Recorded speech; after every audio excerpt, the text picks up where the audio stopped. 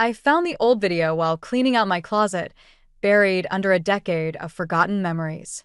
The label read Science Fair and Cheer Finals 2010 in my mother's perfect handwriting. I shouldn't have pressed play.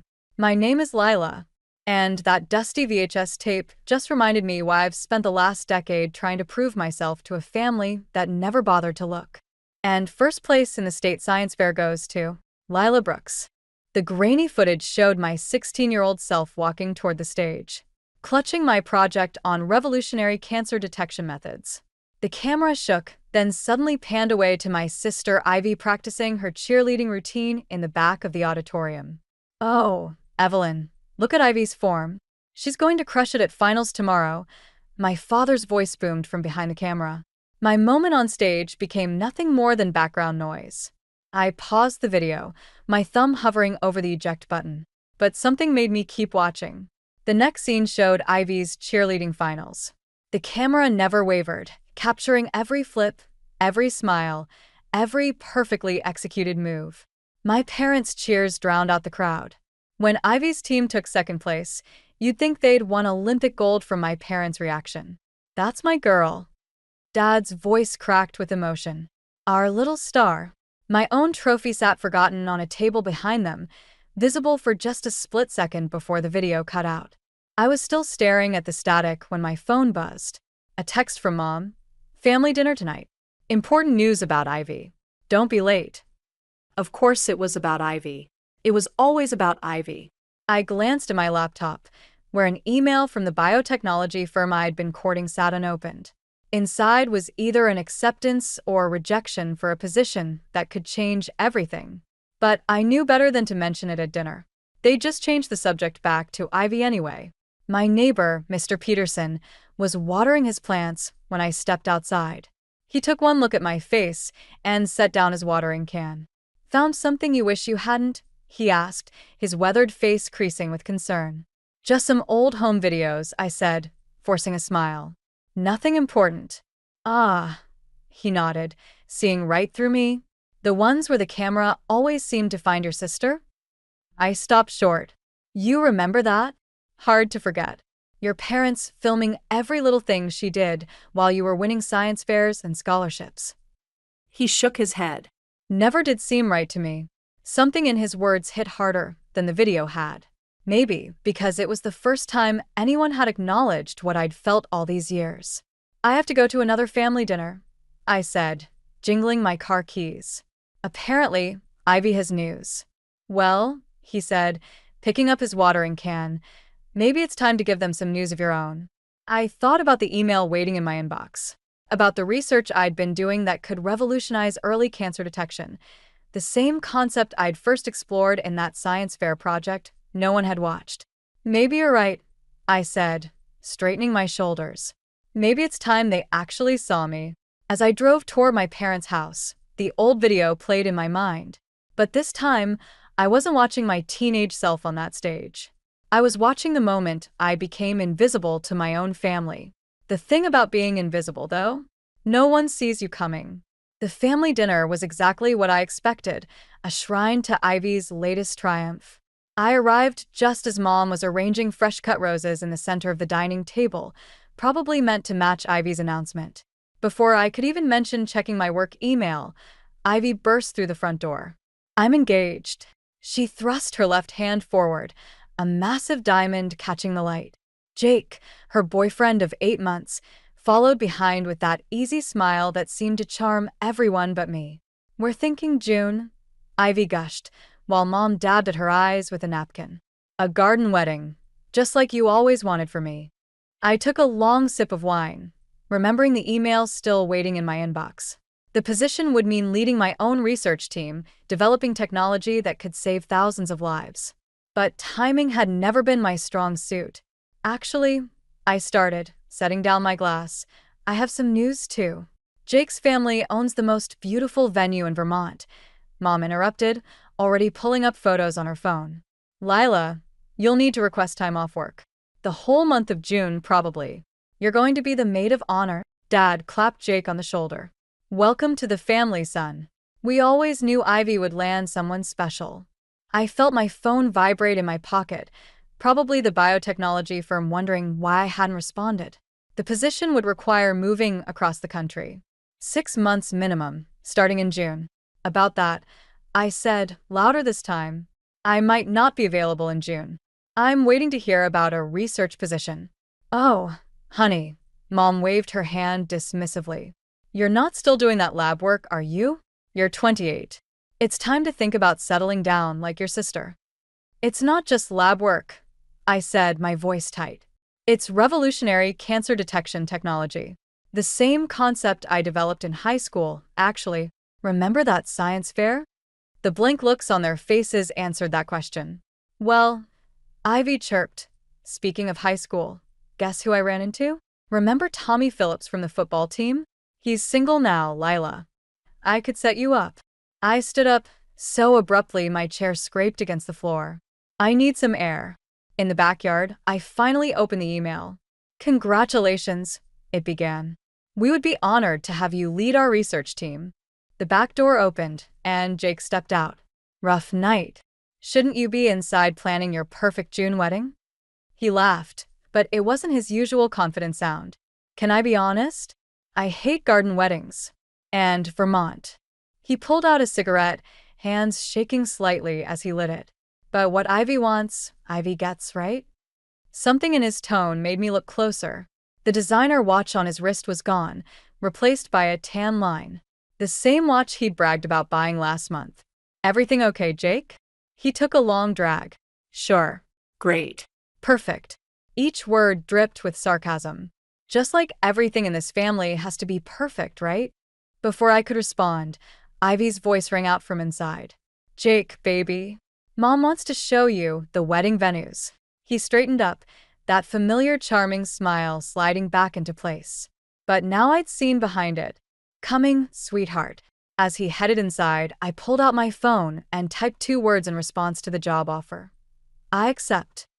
Mom appeared in the doorway. Lila, stop hiding out here. We need to discuss your dress fitting. I looked at her, really looked at her, and saw what I'd been missing. The slight tremor in her hands as she smoothed her already perfect hair. The forced brightness of her smile. The way she kept glancing at Jake's retreating back. They were all pretending. Every single one of them. Well, I was done pretending. I had a job offer in one hand and a family secret forming in the other. For the first time in my life, I felt visible because I was finally seeing them clearly too. Coming, Mom, I said, pocketing my phone. I think it's time we had a real family discussion. 3 weeks after accepting the research position, I ran into Aunt Felicity at the local bank.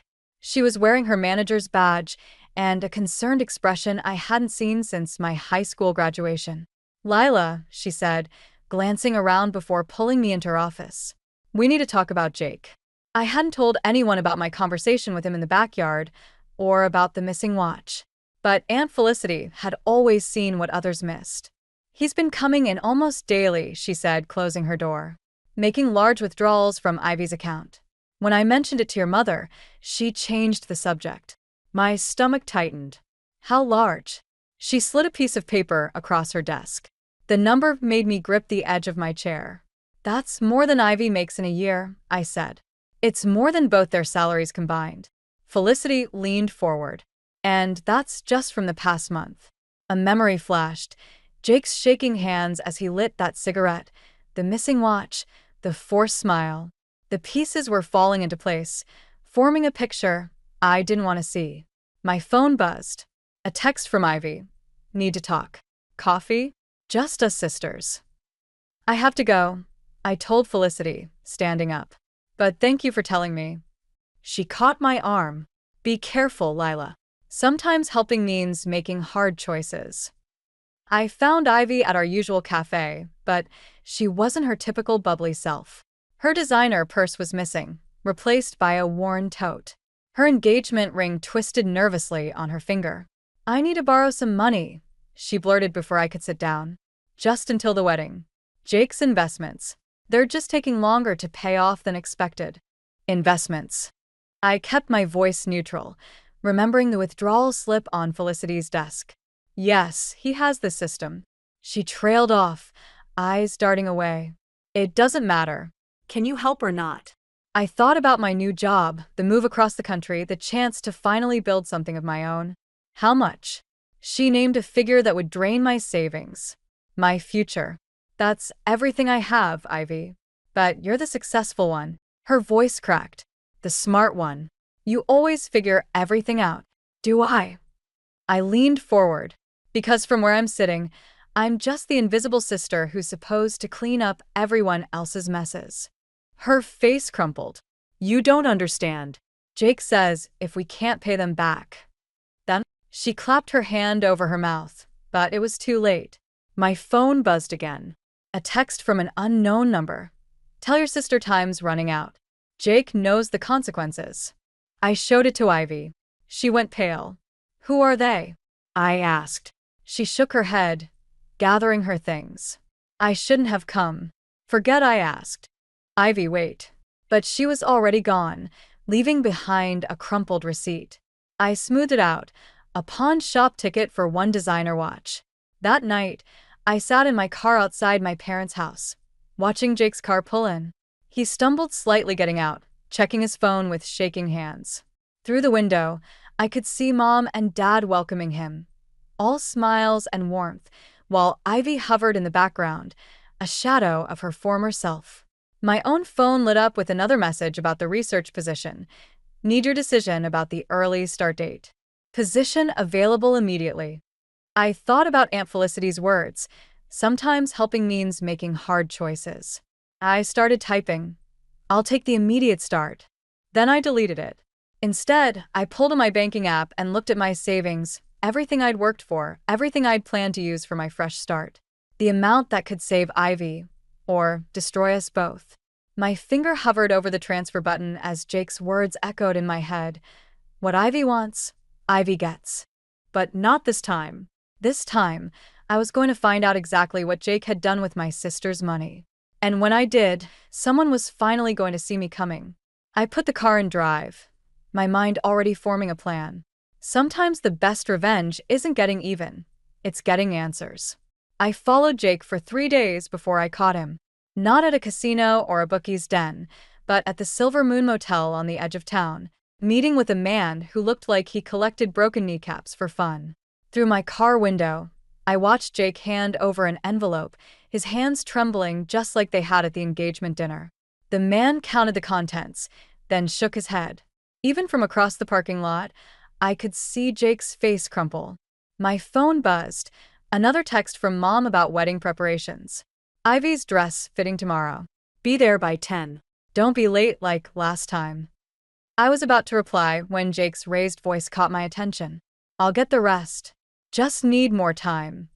The man's response was too quiet to hear, but Jake's reaction wasn't. He stumbled backward, face white as paper. That's when I noticed someone else watching from a parked car 2 spaces down. Through the reflection in my side mirror, I caught a glimpse of Aunt Felicity, her expression grim as she typed something on her phone. My own phone buzzed again. This time it was Felicity, my office. Now. At the bank, she didn't waste time with pleasantries. Jake's in debt to loan sharks.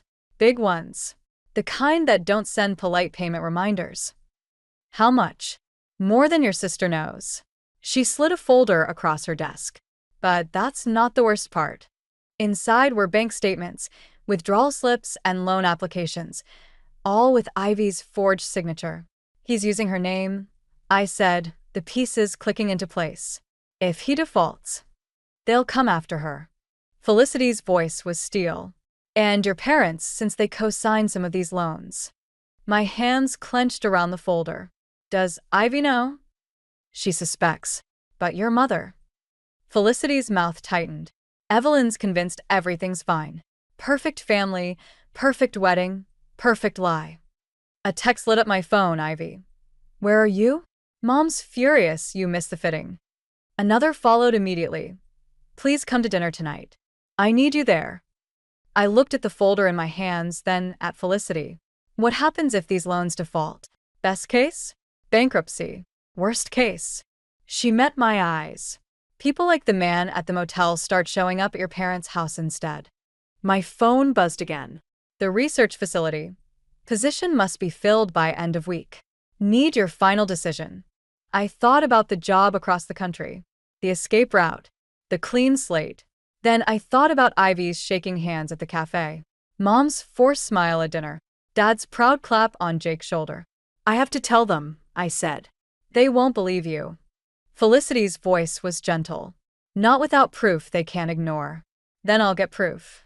I stood up, my decision made. But I need your help. You realize what this means? She gestured at my phone, still showing the research facility's message. Your dream job. Some things matter more. I picked up the folder, even if they never see it that way. As I drove to my parents' house for dinner, I drafted a response to the research facility. I need to postpone my start date. Family emergency. Their reply came quickly. Position cannot be held. Must move forward with other candidates. I deleted the message just as I pulled into the driveway. Through the window, I could see them all gathered around the dinner table. Mom, Dad, Ivy, and Jake. The perfect family portrait. But now I saw the cracks. The way Jake's hand shook as he reached for his water glass. The slight tremble in Ivy's smile. The worried glances Mom kept shooting when she thought no one was looking. I had a choice to make. I could walk away, take the job, start fresh. Or I could stay and fight for a family that might never thank me for it. I got out of the car, the folder heavy in my bag. Sometimes the hardest battles are the ones we fight for people who don't even know they need saving. Time to shatter some illusions. The realtor's sold sign looked perfect in front of my new house. 3 bedrooms, 2 baths, and most importantly, 20 miles from my family. I'd just finished unloading the last box when Mom's SUV pulled into the driveway. She didn't wait for an invitation. Darling, we need to discuss something important. Dad followed behind her, and my stomach dropped when I saw Ivy and Jake trailing after them. This wasn't a casual visit. Nice place, Jake said, his eyes darting around like he was appraising everything. Real nice. Mom perched on my newly delivered couch, smoothing invisible wrinkles from her skirt. Sweetheart, we've been thinking about your situation. My situation? I stayed standing, the folder from Aunt Felicity burning a hole in my bag by the door. Living all alone in this big house, Mom continued. It seems wasteful. Dad cleared his throat. What your mother means is, with Ivy and Jake starting their life together and their current, temporary financial setback. We thought maybe you could help out family, Mom finished. Let them live here while you find something more suitable for your lifestyle. The word suitable hung in the air like poison. You want me to give them my house? My voice sounded distant, even to myself. Not give. Jake jumped in, that familiar charming smile spreading across his face. We'd pay rent, of course. Once my investments pay off. What investments? I cut him off, thinking of the man at the motel. The ones you're making with Ivy's forged signature? The room went silent. Jake's smile froze, then cracked slightly at the edges. Lila, Mom gasped. How dare you make such accusations? But I noticed Ivy hadn't said a word. She stood by the window, arms wrapped around herself, staring at the floor. Ivy, I said softly, show them your bank statements. That's enough. Dad stood up. We came here to help you, Lila. You're almost 30, alone, working those long hours in that lab. This arrangement would benefit everyone. I walked to my bag, pulled out Felicity's folder. Like these arrangements benefited everyone? Jake moved faster than I expected, snatching the folder before I could open it. This is none of your business. It became my business when you started destroying my sister's life. Destroying? Mom laughed, but it sounded hollow. They're getting married in the most beautiful venue in Vermont. There is no venue, I said. Is there, Jake? His face went pale. Ivy made a small sound by the window. The deposit, she whispered. You said you paid it last week. Baby, I can explain. Explain what? I pressed. The loans? The forged signatures? Or the man at the Silver Moon Motel? Jake's charm vanished. You've been following me? Someone had to protect my sister, since everyone else was too busy pretending everything was perfect. Lila Brooks. Mom stood up, shaking. You will apologize right now. No. The word came out stronger than I'd ever spoken to her. I'm done apologizing for seeing the truth. Then you leave us no choice, Dad said. Either you help your sister by letting them live here or what? I challenged. Or you're no longer part of this family. The ultimatum hung in the air. I looked at each of them, Mom's rigid posture, Dad's stern face, Jake's barely concealed panic, and finally Ivy, still hugging herself by the window. I thought about the folder Jake held, the evidence that could save or destroy us all. About the years of being invisible, of having my achievements dismissed, of watching Ivy slowly disappear into Jake's web of lies. You're right, I said quietly. I'm not part of this family. I haven't been for a long time. I walked to the door and opened it. Get out of my house. All of you. Lila, please. Ivy finally spoke. When you're ready to face the truth, I told her, come find me. But until then, I'm done pretending. They filed out, Jake still clutching the folder. But I wasn't worried. Aunt Felicity had copies of everything. As their cars pulled away, I noticed Mr. Peterson watching from his porch next door. He raised his coffee mug in a silent salute. Sometimes standing alone is better than standing with people who want to watch you fall. 3 days after I kicked my family out, Ivy showed up at my door with a black eye and trembling hands. He's gone crazy, she whispered. The men he owes? They came to the house. I pulled her inside just as a dark SUV cruised past my house for the 3rd time that hour. Ivy flinched at the sound of the engine. Mom and Dad still won't believe me, she said, sinking onto my couch. They think I'm being dramatic, that I provoked him. Before I could respond, my phone buzzed. Aunt Felicity. Jake just cleared out your parents' accounts. All of them. Another text followed. Police are involved. It's bad. I showed Ivy the messages. She didn't cry. Something worse happened. She laughed, a hollow sound that made my skin crawl. You know what Mom said when I told her about the loans? Ivy's voice was eerily calm. She said, I should be more understanding. That every husband has his struggles. My doorbell rang. Through the peephole, I saw 2 men in suits.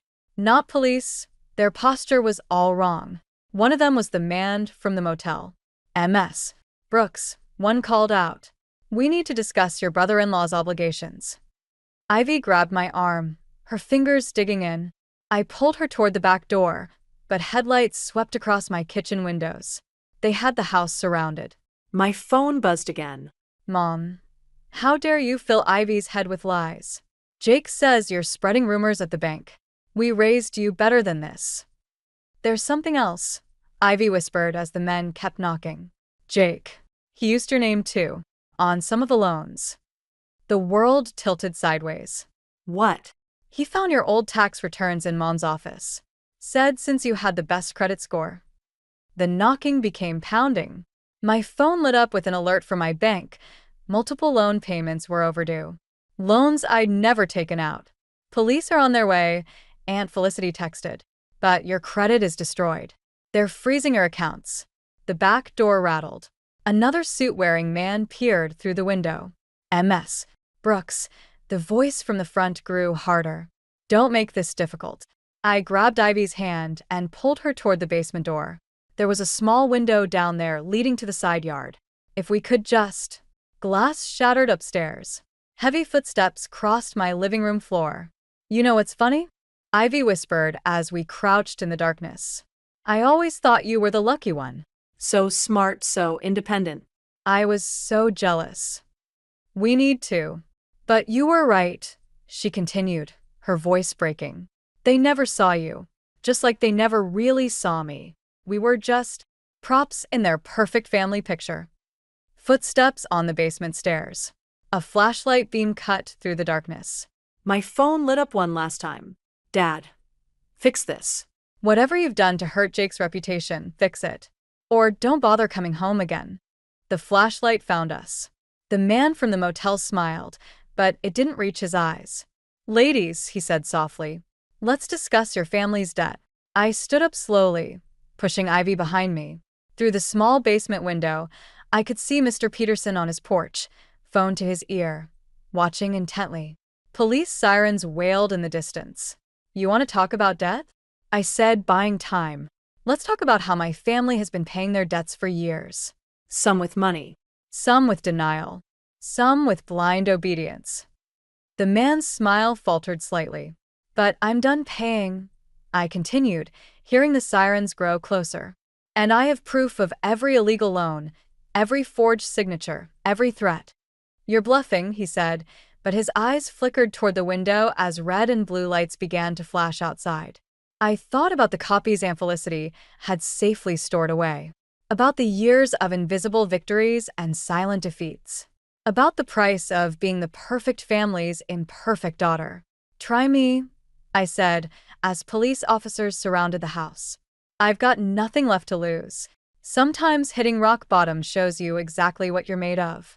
The police interview room felt smaller with each passing hour.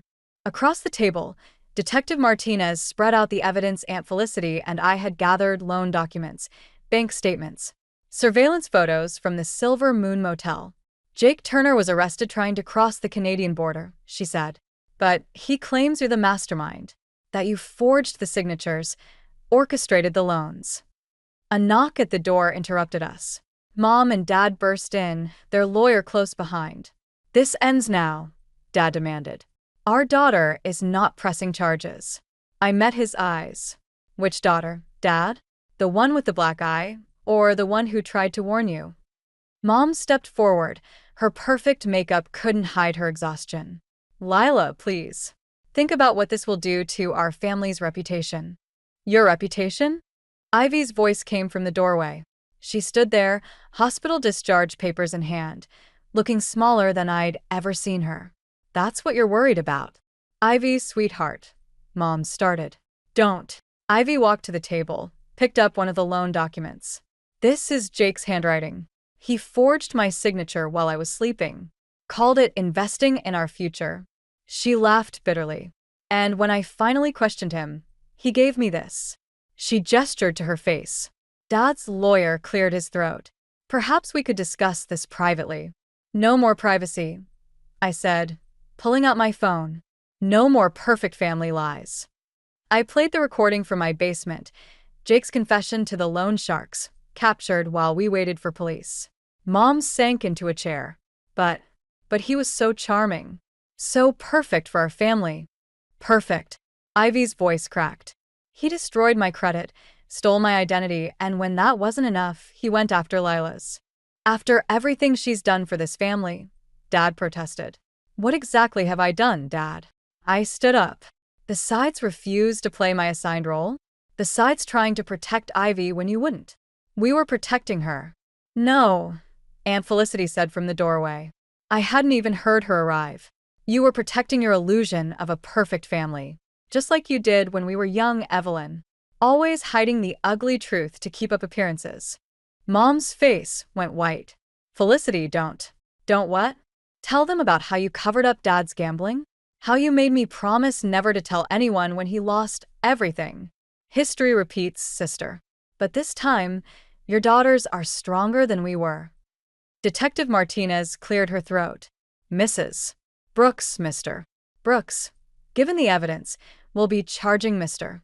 Turner with multiple counts of fraud, identity theft, and domestic abuse. The question is, will you finally support your daughters, or are appearances still more important? The silence stretched. I watched my parents' perfect facade crack, years of denial crumbling under the weight of truth. I'll testify, Ivy said quietly, about everything. You'll be disinherited, Dad warned. Good. I took Ivy's hand. We never wanted your inheritance. We wanted parents who could see us, really see us. Mom started crying, but for once, she didn't try to hide it. I didn't want to see, she whispered, because seeing meant admitting I failed. Again. You didn't fail by having imperfect children, Aunt Felicity said gently. You failed by demanding perfection in the first place. Detective Martinez gathered the evidence. I'll need formal statements from both MS. Brooks and MS. Turner. It's MS. Brooks again, Ivy corrected, squeezing my hand. And we're ready. As our parents left with their lawyer, Mom paused at the door. Lila. Her voice was small. That science fair project, the one about cancer detection, did you ever finish it? Yes, I said. It's the basis for my research now. She nodded, tears falling freely. I'd like to hear about it sometime, if you're willing. It wasn't forgiveness. It wasn't even really an apology. But it was something we'd never had before. Truth. Sometimes the greatest revenge isn't destroying your enemies. It's forcing them to finally see reality. 6 months after Jake's arrest, I found Mom sitting on my front porch, holding a familiar VHS tape. I've been watching our old home videos, she said as I approached. Really watching them this time. The science fair video. I sat beside her, leaving space between us. Your cancer detection method, she continued. The research company that contacted you. They're using it now, aren't they? I nodded. Phase 1 trials start next month. And we missed it. All of it. She turned the tape over in her hands. We were so busy making sure everyone saw our perfect family that we stopped seeing our actual children. Down the street, Ivy emerged from Aunt Felicity's car. She'd been staying with our aunt while rebuilding her life, attending therapy, and testifying against Jake. The bruises had faded, but she walked differently now, stronger, more deliberate. Did you know, Mom said softly, that your father and I haven't taken a photo together since everything happened? After decades of perfectly posed holiday cards, we can't even look at cameras anymore. Good, I said, then caught myself. No, you're right. She set the tape down. It is good. Painful, but good. Ivy joined us on the porch, sitting on my other side. No one spoke for a moment. Jake took a plea deal. Ivy finally said, 8 years, plus restitution. Your father's liquidating his retirement fund to cover the loans, Mom added. It's not much, but… Keep it, I said. Aunt Felicity helped me contest the fraudulent charges. My credit's clearing up. Mine too. Ivy smiled slightly. Though I might keep using Brooks instead of going back to Turner. About that, Mom pulled an envelope from her purse.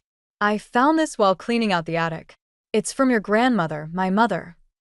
The letter inside was dated just before her death, addressed to Mom and Aunt Felicity. I'm sorry I made you hide who you were, I read aloud. Sorry I taught you that appearances matter more than truth. Break the cycle. Love your children for who they are, not who you wish they would be. She wrote that the day before she died. Mom whispered. I never showed it to Felicity, never took its advice. Instead, I became exactly what she warned against. Mr. Peterson waved from his porch next door. Behind him stood a man I'd seen around lately, Owen, a wildlife photographer who'd been documenting urban foxes in our neighborhood. He caught my eye and smiled. You know, Ivy said, following my gaze, perfect families don't exist, but real ones might be better. Mom stood up, brushing off her pants. For once, she didn't fix her hair or check her makeup. I should go. Your father. We're trying therapy. Separately for now. She paused at the steps. I know we can't go back. I can't fix everything we broke. But maybe we can build something new. Something real. After she left, Ivy and I sat in comfortable silence. The VHS tape sat between us, a relic of our old life. What should we do with it? Ivy asked. I thought about revenge, about justice, about protection, about the years spent fighting to be seen. Keep it, I decided, as a reminder of what we survived, of what we discovered. I picked up the tape, that sometimes the people who hurt us most aren't villains, they're just broken people trying to look whole. Owen crossed the street, camera in hand. You won't believe what I just captured, he called out. A whole fox family living right under everyone's noses. I smiled, thinking of hidden things finally coming to light. Want to see? He asked. Ivy nudged me. Go. I've got some job applications to fill out anyway. As I walked toward Owen, I glanced back at our porch, at my sister, at the tape, at the space where Mom had sat. The perfect family was gone, shattered by truth and consequences. But maybe that's what had to happen. Maybe you can't build something real until you clear away the perfect lies. I took Owen's offer hand, ready to see what he'd discovered, ready to see what else had been hiding in plain sight, waiting to be truly seen.